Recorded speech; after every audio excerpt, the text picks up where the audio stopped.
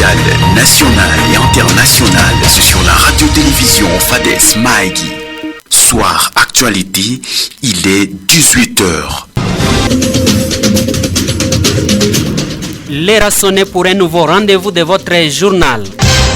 Il vous atteindra grâce aux prouesses techniques de Piroute Moïse sous la direction de Eliezer Pitoua avec les concours rédactionnels de Justin Parouniaï. Samuel Munguromo et moi-même Timothée Genshan avons l'honneur, plaisir de vous les présenter, accompagnés de tous ceux qui ont contribué. Tout d'abord les titres.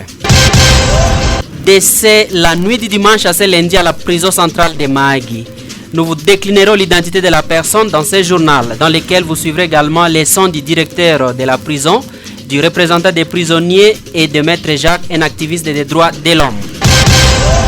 Ça n'est complètement fini avec la construction de la salle polyvalente des jeunes du territoire de Mahagi. La remise intervient ce mardi 26 septembre. Effectivité de la rentrée scolaire 2023-2024 dans la division provinciale de l'EPST Ituri 3, c'est lundi 25 septembre, après la suspension du mouvement de grève par la synergie syndicale. Constat du directeur provincial de l'EPST que vous suivrez. Voilà les points retenus pour vous à titre, leur développement et bien d'autres points soupés.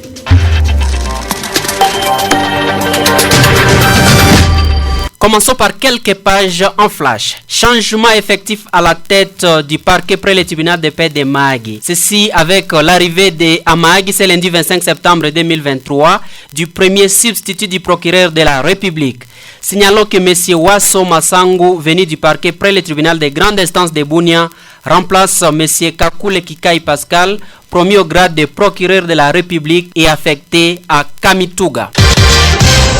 Social, les ponts jetés sur la rivière Atrouba et reliant les quartiers Lakalou, Gamba-Injura dans la commune de Mahagi est en délabrement très avancé. Madame Ousoumangue Imakile, bourgmestre adjointe de la commune de Mahagi, qui alerte aussi la situation, s'est dit également choqué de constater que les camions continuent à passer sur ces ponts. Prison centrale. Décès la nuit du dimanche à ce lundi 25 septembre 2023 à la prison centrale de Mahagi d'un détenu qui était en situation de détention préventive. Le nommé Onen Dieudonné est né à Nyarambe en 1958. Il était originaire du groupement Awo, chefferie des Angales, marié à Madame Apolline et habitant les quartiers Rida 1 dans la commune de Mahagi. Suivez M. Raymond Poko, directeur à la prison centrale de Mahagi, qui confirme les faits et brosse la situation des prisonniers. Oui, à la journée d'aujourd'hui, pendant la nuit, il y a un dossier qui répondait au nom de Onego Dieudonné. Et à ce moment-ci, la famille a déjà récupéré les corps. Quelle est la situation générale des prisonniers à la prison centrale de Mahagi? Bon, la situation en général, nous avons 132 détenus, dont 10 femmes, 6 mineurs et un nourrisson. Et comment ils vivent?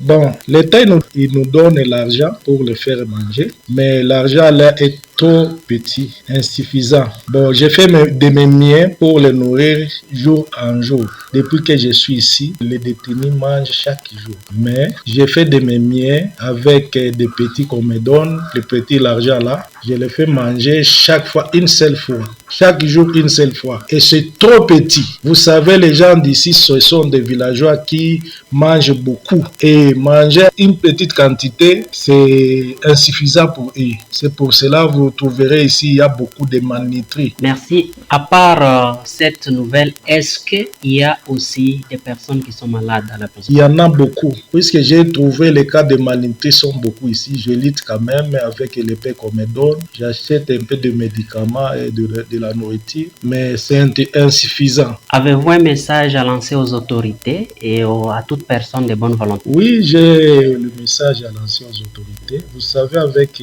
l'argent qu'on me donne, c'est trop peu. Nous demandons toujours qu'on puisse augmenter cet argent qu'on me donne pendant un trimestre. J'ai déjà écrit aux autorités au niveau de Kinshasa. On attend la réponse qu'on puisse un peu augmenter. Même ici, au niveau du territoire, les autorités, je demande qu'ils puissent m'aider avec cette charge que j'en ai. C'est une charge trop lourde pour moi. Les détenus ici, ils mangent beaucoup. Et moi, j'ai un petit somme d'argent qu'on me donne pendant un trimestre. C'est trop petit. C'est insuffisant pour moi. Notons qu'actuellement, la prison centrale de Mahagi héberge à son sein 132 pensionnaires, dont 10 femmes et 6 mineurs, auxquels il faut ajouter un nourrisson. Parmi ces prisonniers, 86 sont à la disposition de l'auditorat et 6 condamnés. Mais comment les prisonniers décrivent eux-mêmes leur situation et quel message lancent-ils aux autorités et personnes de bonne volonté? Écoutons les représentants, M. Ageno Ngaïrik au micro de la RTFM. Je pense que la situation que nous sommes en train de traverser ici au niveau des prisons centrales Mahagi, nous manquons de médicaments et puis nous manquons aussi vraiment des nattes pour passer notre nuit. Nous manquons même la couverture et puis concernant un peu les médicaments, les malades ne prennent même pas de bons soins, tout qu'on sort. Et puis nous manquons aussi de l'eau à boire. Chaque fois, il faut que le directeur puisse prendre notre capitaine général pour aller puiser dans la rivière. C'est ce qui nous entonne ici dans notre prison centrale de Mahagi.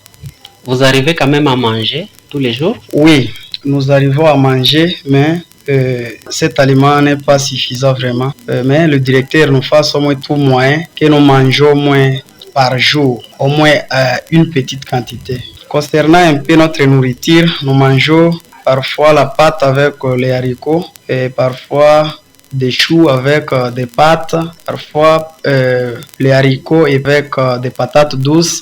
Encore, nous mangeons aussi des mbilibo. Oui, nous prions à nos autorités qui nous écoutent à cet temps ici de nous faire au moins de venir vraiment en aide, car ici vraiment ça ne tient pas. L'effectif que nous avions, 132 personnes ici, vraiment, les nourrir chaque jour, matin, nuit, comme ça, vraiment, c'est étonnant. Et puis nous prions à nos églises qui sont proches ici, qui nous attendent à cet temps ici, de nous faire au moins secours. Nous demandons aussi à nos associations qui se retrouvent aux alentours de Mahagi et même du dehors. Nous prions aussi à nos députés provinciaux, nationaux, de venir en aide pour nous secourir. Ayant appris le cas de ces décès, Maître Bédijo Jacques, avocat, activiste des droits de l'homme et le sectionnaire de l'IPADO en territoire de Mahagi, monte au créneau. Suivez-les. Maître Jacques, vous êtes avocat, acteur de défense des droits humains et chef de section de l'IPADO en territoire de Mahagi. Nous venons d'apprendre qu'il y a eu un cas de mort à la prison centrale de Mahagi. Quelle est votre impression? En fait, je suis très mal impressionné. Bon, en fait, c'est devenu maintenant, comme qui dirait, une habitude. Donc, les détenus sont en train de mourir en cascade. À moins de 3 mois, on peut déjà dénombrer plus de 20 morts.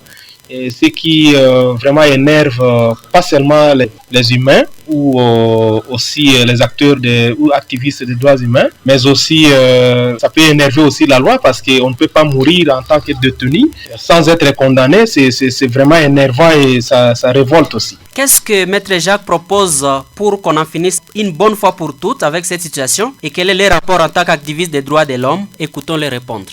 En fait, la procédure est simple parce que la loi n'a pas changé, même à l'état de siège ici. Il est question que l'on puisse suivre la procédure comme réglementée par la loi, c'est-à-dire que pour la police n'a que 2 jours, c'est-à-dire 48 heures à retenir ou à détenir quelqu'un comme inculpé ou suspect selon les cas.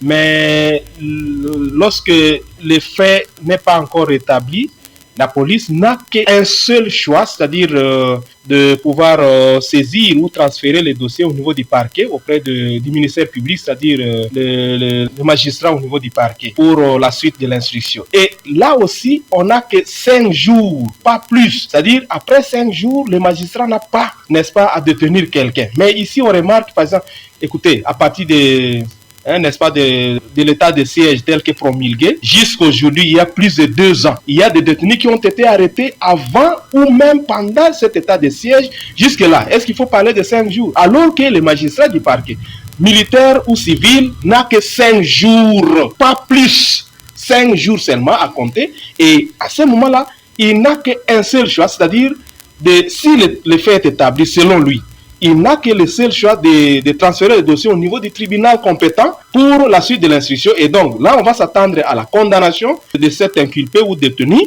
pour qu'il puisse subir maintenant sa peine. Mais aujourd'hui, Si quelqu'un passe au-delà de 5 jours, là, on est en train de violer la loi et ce qui nous énerve, nous tous, ça énerve aussi l'État parce que la loi n'est pas pour un humain, mais c'est pour toute personne vivant sur le territoire de la République démocratique du Congo. Voilà, j'ai dit. Vous suivez la RTFM sur la 103.6 MHz.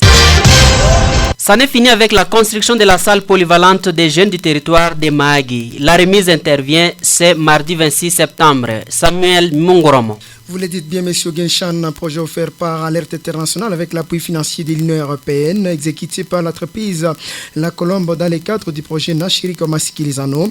Ce mardi 26 septembre 2023 se déroule la cérémonie de remise officielle de cette salle polyvalente au Conseil territorial de la jeunesse de Mahagi.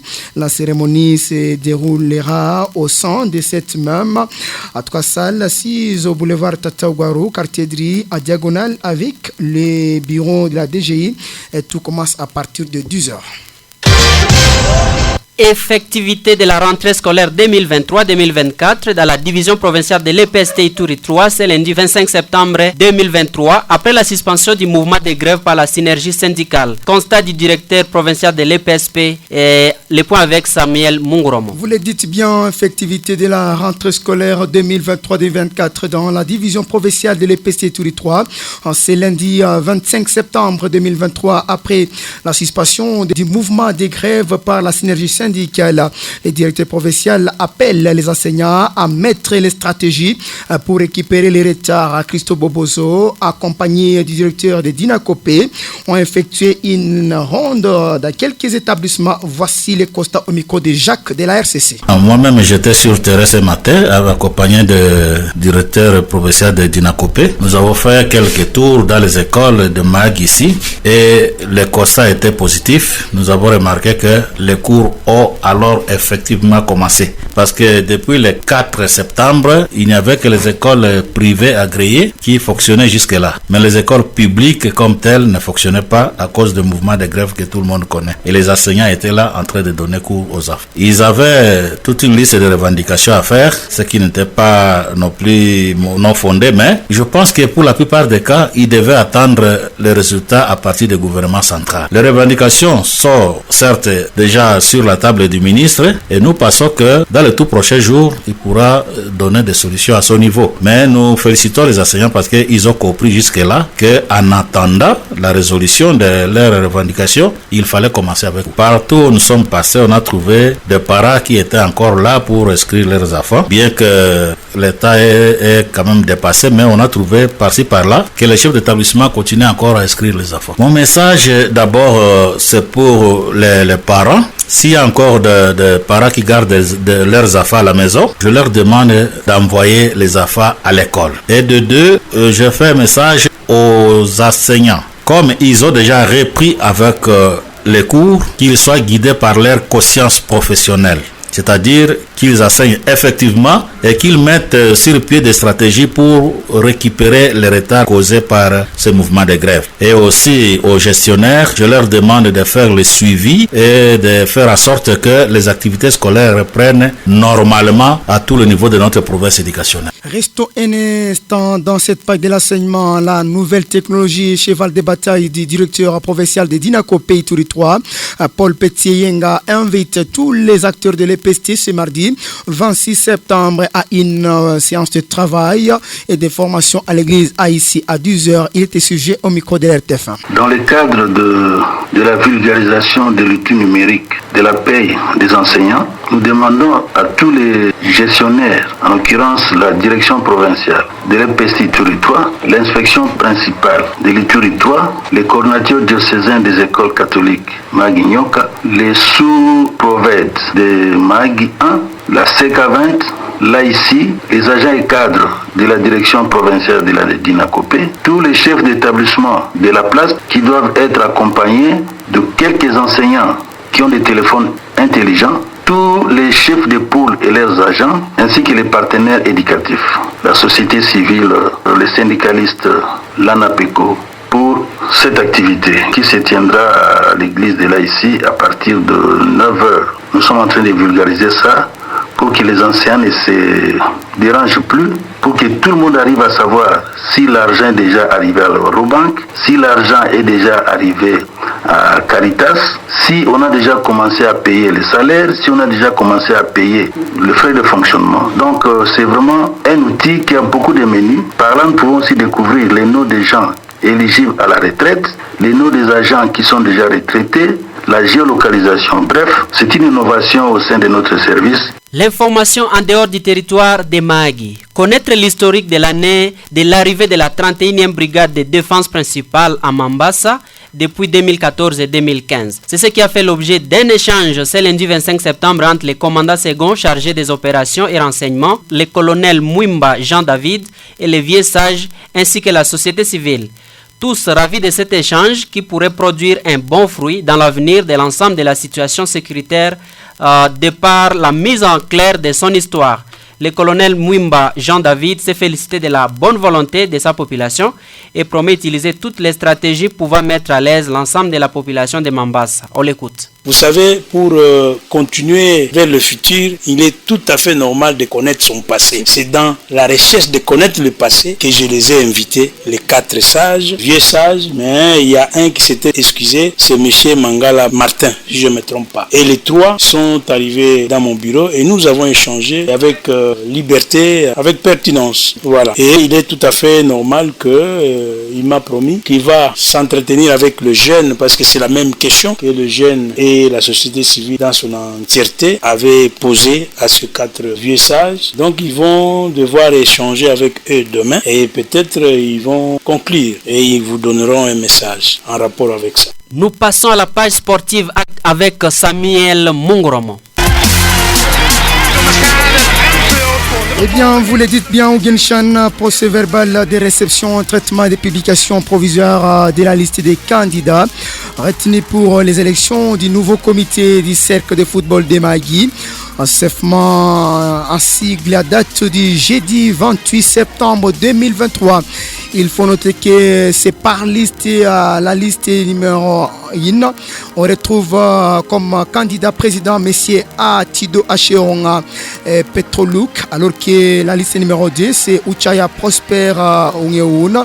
La liste numéro 3, on retrouve M. Ukumudogu Serge, qui est aussi candidat au niveau de la présidence avec d'autres membres. Il faut noter que le bureau de la commission électorale informe et aussi donne ici quelques dates importantes: publication des listes définitives des candidatures et dépôt et réception du PV, assemblée générale ordinaire des clubs et des groupements sportifs de la commission électorale. Et ça sera le jeudi 28 septembre 2023 où il sera tenu l'assemblée générale élective de nouveaux membres du CEFMA. Notre confrère évidemment M. Sitien Pio, notre patron sportif, sera présent à cette élection.